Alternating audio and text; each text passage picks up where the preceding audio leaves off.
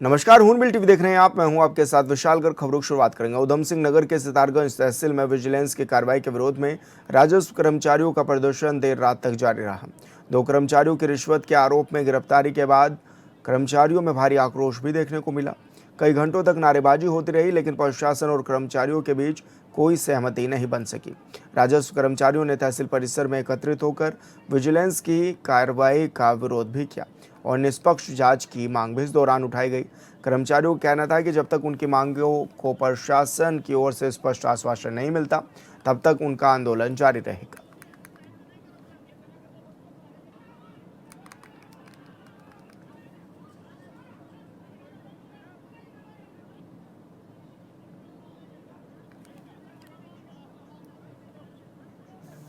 और संवाददाता भूपेंद्र सिंह हमारे साथ फोन लाइन पर जुड़ गए हैं। भूपेंद्र, क्या कुछ जानकारी भी मिल रही है? आखिर क्यों इतना प्रदर्शन हुआ और क्या कुछ मांग भी इस दौरान रखी गई?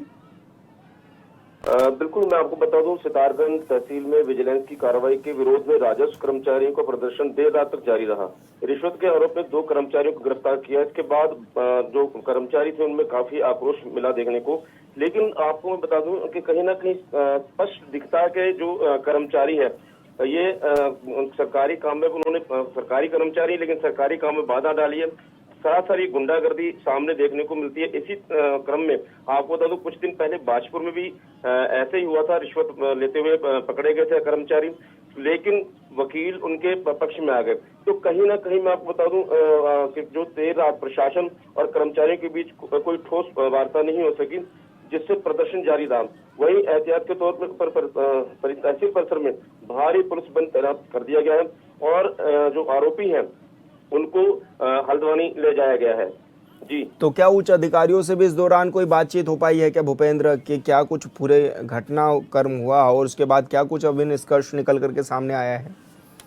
बिल्कुल, मैं आपको बताऊं, जिस तरीके से सितारगंज कल शाम की घटना है, सितारगंज तहसील में विजिलेंस की कार्रवाई के विरोध में राजस्व कर्मचारी देर रात तक इनका जो प्रदर्शन है वो जारी रहा।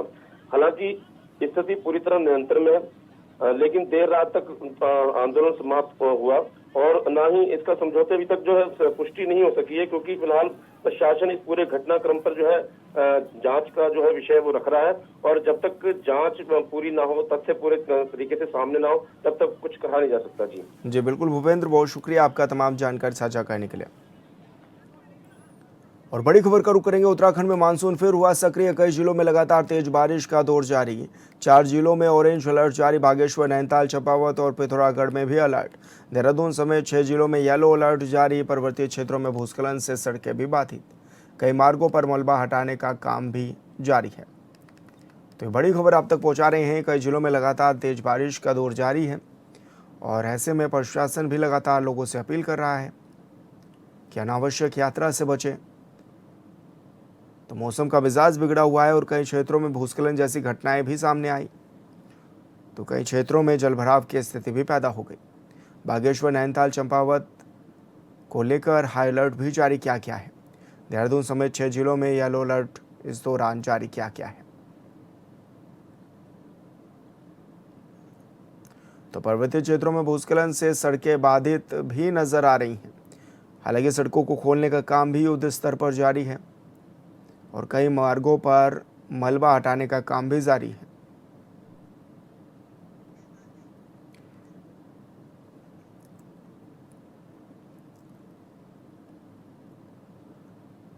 और संवाददाता योगेश आर्य हमारे साथ फोन लाइन पर जुड़ गए हैं। योगेश, अभी क्या कुछ अपडेट मिल पा रहा है मौसम को लेकर और किस तरह की स्थिति अभी उत्तराखंड के क्षेत्रों में बनी हुई है? हाँ, देखिए विशाल, उत्तराखंड में मानसून फिर से सक्रिय हुआ है और ऐसे में देखें तो कई जिलों में लगातार तेज बरसात देखने को मिल रही है। 4 जिलों में ऑरेंज अलर्ट भी जिसको लेकर के जो है मौसम विभाग ने जारी किया है और जिसमें अगर हम बात करें तो बागेश्वर, नैनीताल, चंपावत और पिथौरागढ़ जो है वो शामिल। इसमें भारी से बहुत भारी बारिश की चेतावनी जो है वो मौसम विभाग की ओर से जताई गई है। देहरादून समेत 6 जिलों में येलो अलर्ट जारी किया गया है। पर्वतीय क्षेत्रों में अगर देखें तो भूस्खलन से सड़कें बाधित हो रही हैं और कई मार्गों पर मलबा हटाने का काम भी जो है वो चाहे पीडब्ल्यूडी की टीम हो, बीआरओ की टीम हो, उनके द्वारा जो है किया जा रहा है। नदी नालों का जलस्तर बढ़ने से प्रशासन जो है वो अलर्ट पर है। कहीं नदियां जो है जो अगर हम राजधानी देहरादून की बात करें तो गंगा, दशमना का जिस तरह जलस्तर बढ़ रहा है, सोन नदी का, तोश नदी का, तो इनको लेकर के जो है पूरी तरह से प्रशासन जो है नजर आ रहा है। उसके अलावा पर्वतीय क्षेत्रों में भी लगातार जो निगरानी है प्रशासन की बनी हुई है। लोगों से अनावश्यक यात्रा से बचने की अपील जो है वो लगातार की जा रही है। सतर्क रहने की जो है लगातार अपील की जा रही है कि जो मौसम है उसकी अपडेट्स लेने के बाद ही जो है आप घरों से निकले। और मौसम विभाग ने 24 घंटे के लिए बेहद संवेदनशील जो है बताए हैं, क्योंकि ये कहा जा रहा है कि अधिक बरसात होगी जिसमें नदी नाले भी उफान पर देखने को मिल सकते हैं, इसलिए चौकसाई बरतने की आवश्यकता है। जी योगेश, जो लोग चारधाम यात्रा पर जा रहे हैं, क्या अभी यात्रा सुचारू रूप से चल रही है या फिर ब्रेक भी लगाया गया है? क्योंकि कई जगह पर यह भी देखने में नजर आ रहा था कि लैंडस्लाइड जो है बड़ी बाधा बनता हुआ नजर आ रहा है। देखिए, 2 दिनों के लिए चारधाम यात्रा को अस्थायी रूप से रोक लगाई गई थी और अभी रोक के अगले आदेश अभी जो है वो नहीं आए हैं कि आगे किस तरह की स्थिति रहने वाली है। लेकिन चारधाम पर जो है क्योंकि संख्या में भी बढ़ोतरी हुई है, 1000 से कम जो है संख्या देखने को मिली। और ऐसे में जो तीर्थयात्री आ रहे हैं उनको सुरक्षित स्थानों पर रहने की सलाह दी जा रही है कि आगे जब भी मार्ग जो है खुलेंगे, सुचारू रूप से संचालन शुरू होगा, तब उसके बाद ही आपको आगे जाने की अनुमति दी जाएगी। लेकिन अभी फिलहाल जिस तरह से रोक लगाई गई थी गढ़वाल मंडल कमिश्नर की ओर से, और वहाँ पर अब किस तरह की स्थिति जो है वो बनेगी और उसके बाद क्या कुछ अपडेट्स लिए जाएंगे, उसके बाद किस तरह से यात्रा को जो है खोला जाता है, देखने वाली बात होगी। जी बिल्कुल योगेश, बहुत शुक्रिया आपका तमाम जानकारी साझा करने के लिए। देहरादून में एक बार फिर रिस्पना नदी ने खतरे के घंटे बजा दिया। 27 जुलाई की रात से सुबह 8 बजे तक हुई तेज बारिश के बाद नदी का जलस्तर इतना बढ़ गया कि किनारे बसे 3 मकानों को नुकसान पहुंचा है। हालांकि बड़ा हादसा टल गया, लेकिन नदी किनारे बसे हजारों परिवारों की चिंता बढ़ गई है। सवाल ये है कि आखिर नदियों के किनारे लगातार बढ़ रहे निर्माण को रोकने में सिस्टम क्यों नाकाम है। जब हाई कोर्ट और एनजीटी कई बार नदी किनारे अतिक्रमण हटाने के आदेश दे चुका है, तो फिर आज भी रिस्पना और बिंदाल जैसी नदियों के किनारे हजारों मकान कैसे खड़े हैं।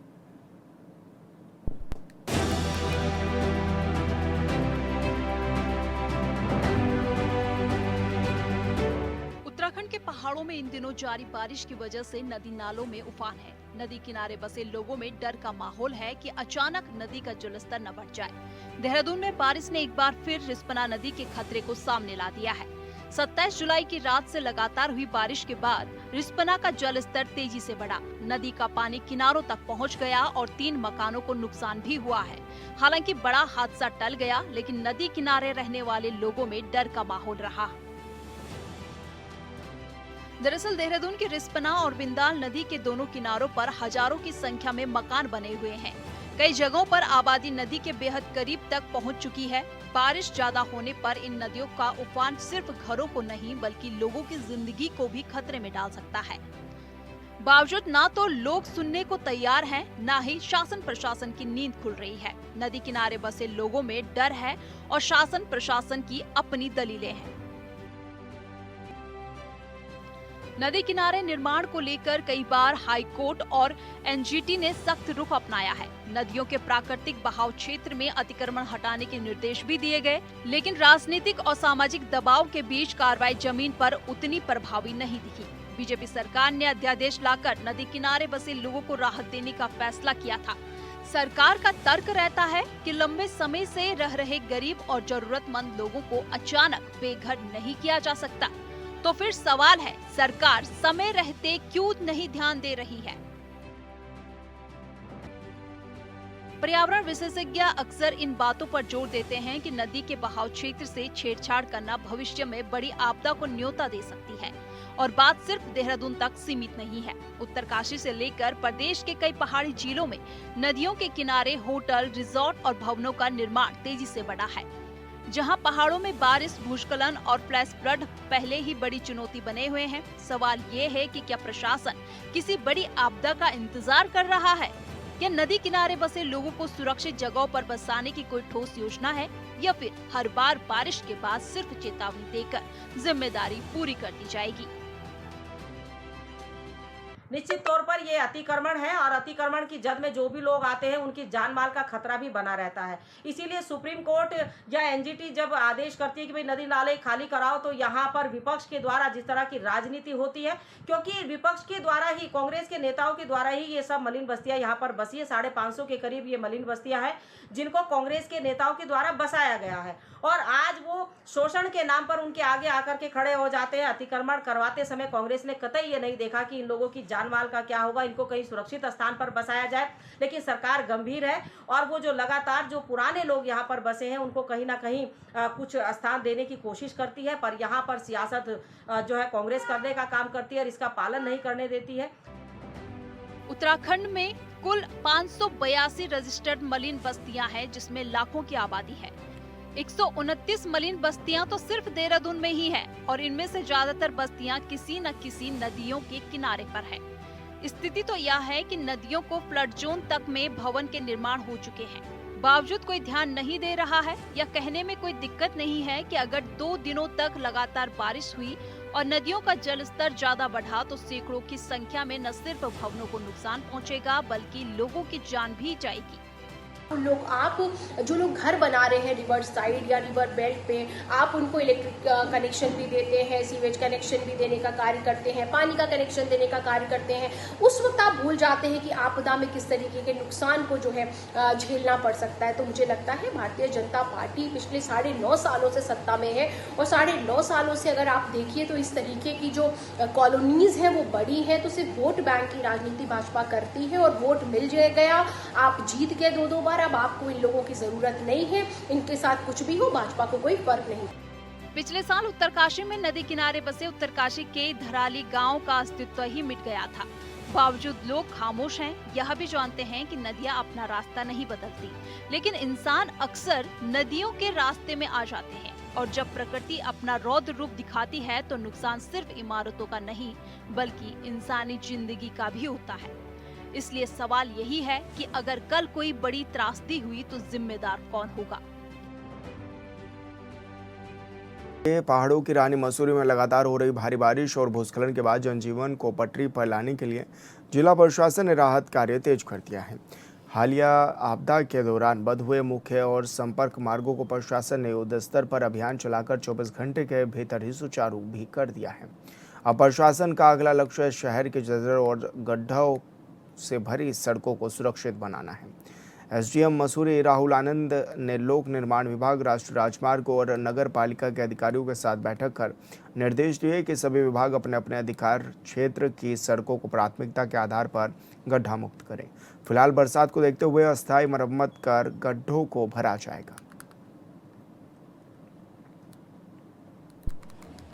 जो नगर पालिका में पूर्व में एक अपनी टीम रहती थी जिसमें हमारे 2-3 कर्मचारी रहते थे, निर्माण सामग्री रहती थी और उसके साथ में जो है एक वाहन रहता था। उसको ये जो व्यवस्था है विगत कई सालों से व्यवस्था जो है समाप्त कर दी गई थी।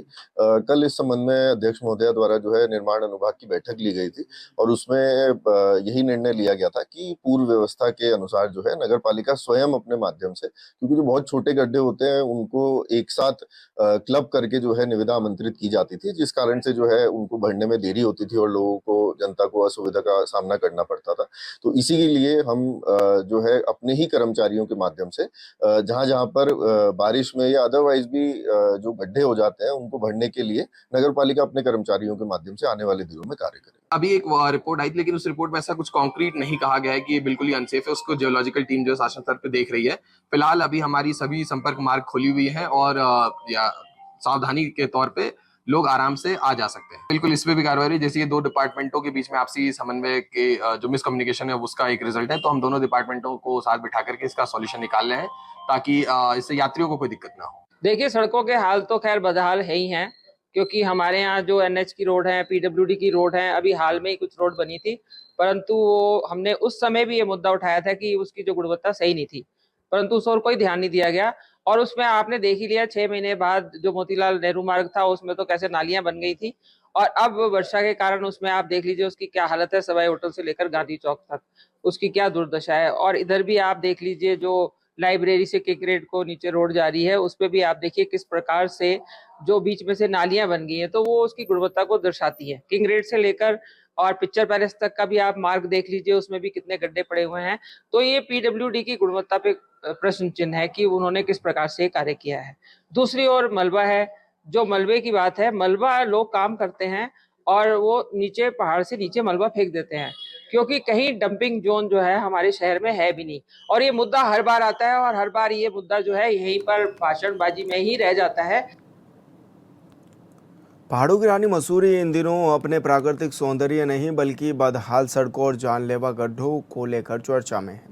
पर्यटन सीजन में लंबे ट्रैफिक जाम के बाद अब स्थानीय लोगों और पर्यटकों को टूटी फूटी सड़कों से जूझना पड़ रहा है। स्थानीय टैक्सी चालक जयवीर का कहना है कि गड्ढों से भरी सड़कों पर लगातार वाहन चलाने से गाड़ियों के सस्पेंशन समेत कई पुर्जे खराब हो चुके हैं। उनका कहना है कि पहले सीजन में घंटों जाम झेला और अब खराब सड़कों की मार झेलनी पड़ रही है। ऐसे पर्यटक भी मसूरी आने से कतराने लगे हैं।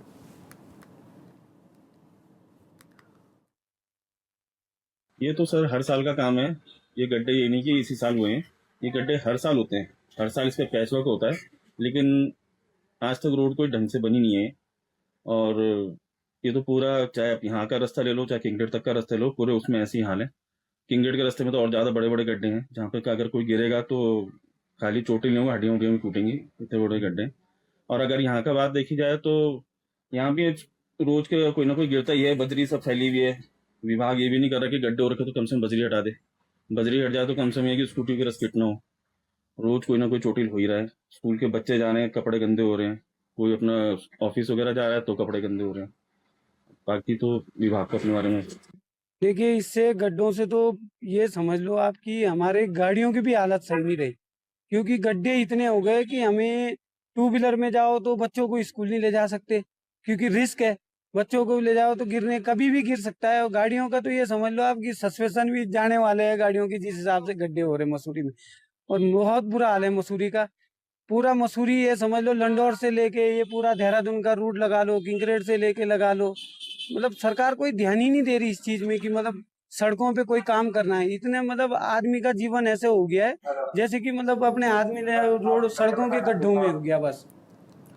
मसूरी में निजी स्कूटियों का व्यावसायिक रूप से किराए पर संचालन एक बार फिर चर्चा का विषय बन गया है। सोशल मीडिया पर माल रोड क्षेत्र का एक वीडियो तेजी से वायरल होने के बाद नगर पालिका प्रशासन ने कार्रवाई की तैयारी शुरू कर दी है। मामले को लेकर नगर पालिका प्रशासन ने रेंटल स्कूटी संचालकों के साथ बैठक की, जिसमें लाइसेंसधारी संचालकों ने अपनी समस्याएं रखते हुए बताया कि वो आरटीओ से ज़रूरी लाइसेंस प्राप्त कर और विधिवत दुकान किराए पर लेकर अपना व्यवसाय संचालित कर रहे हैं। इसके बावजूद कुछ लोग, विशेषकर होटलों से जुड़े कर्मचारियों, निजी नंबर के स्कूटियों का व्यवसाय रूप से किराए पर उपयोग कर रहे हैं, जिससे वैध कारोबार प्रभावित हो रहा है। रेंटल स्कूटी संचालकों ने यह भी बताया कि पुलिस की ओर से पहले भी कई बार ऐसे अवैध रूप से संचालित स्कूटियों को पकड़ा जा चुका है।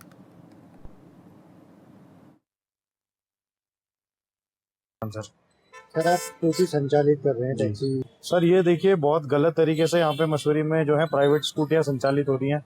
स्कूटी रेंटल का जगह हम लोगों का क्या, हमने आरटीओ से लाइसेंस बनवाया अपना, हम स्कूटियों का टैक्स पे कर रहे हैं, उनका इंश्योरेंस है, पॉल्यूशन है, उनका फिटनेस जो है, फिटनेस की फीस पे कर रहे हैं, तब हम संचालित करते हैं गाड़ियाँ।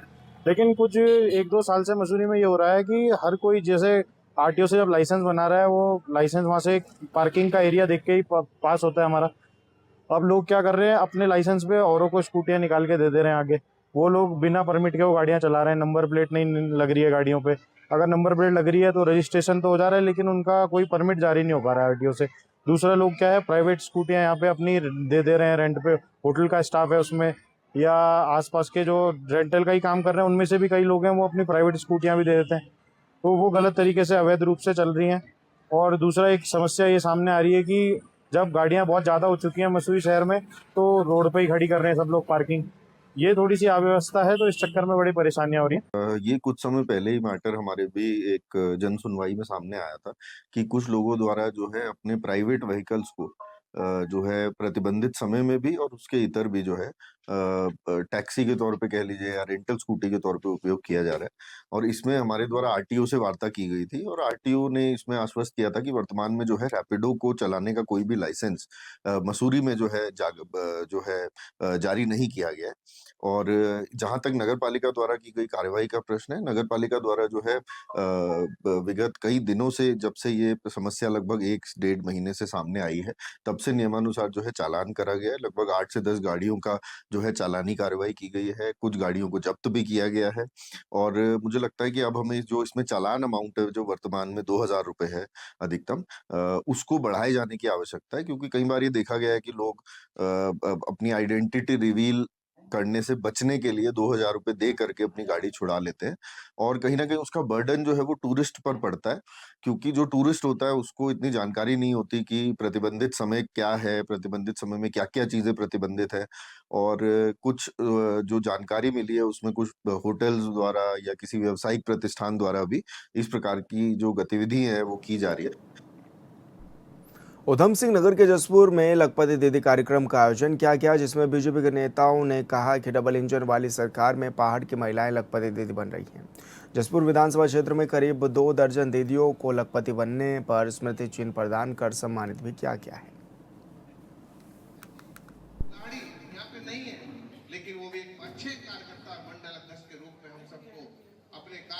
पार्टी के द्वारा, अपने भारतीय जनता पार्टी काशीपुर के द्वारा यहाँ पे लखपति दीदी सम्मेलन कर अपने लखपति दीदी बहनों का स्वागत और सम्मान किया है। इस सम्मान के अंतर्गत मैं आपको बताना चाहता हूँ कि जसपुर विधानसभा से लगभग 6,000 दीदियाँ लखपति दीदी हैं, जिसमें अनेकों योजनाओं से लखपति दीदी योजनाओं के अंतर्गत दीदियाँ आई हैं और सरकार के द्वारा लगभग 2.5 लाख दीदी अभी तक बनी है। पिछले वर्ष आपने देखा होगा कि लखपति दीदी सम्मेलन कर जगह जगह माननीय मुख्यमंत्री जी के नेतृत्व में लखपति बहनों का स्वागत सम्मान किया था। उसी प्रक्रम में भारतीय जनता पार्टी ने भी अब ये लखपति दीदी सम्मान समारोह आयोजित किया है।